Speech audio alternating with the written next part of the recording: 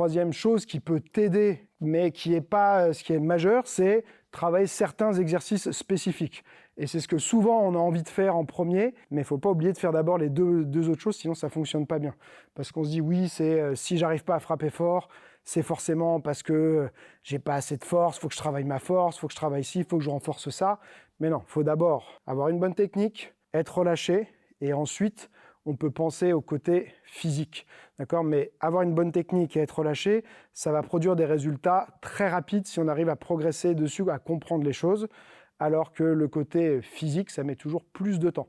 Donc, première chose que moi, j'ai déjà montré plein de fois dans des vidéos. Là, récemment, j'ai vu que c'était une méthode qui était utilisée par l'école soviétique de boxe, je sais pas, dans les années 40, 50, 60. Enfin, c'était en noir et blanc.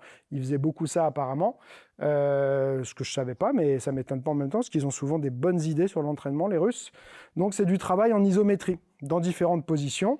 Donc, tu peux travailler, par exemple, ton direct du bras avant, tu peux le terminer presque tendu ici, tu te mets en position et là tu vas venir pousser fort ici. Alors pousser avec la bonne technique, je pousse pas en avançant ma tête, je pousse en tournant mon corps, boum, ici, et je vais pousser à fond pendant 5 secondes, 10 secondes. Ça, je peux le faire 3 fois.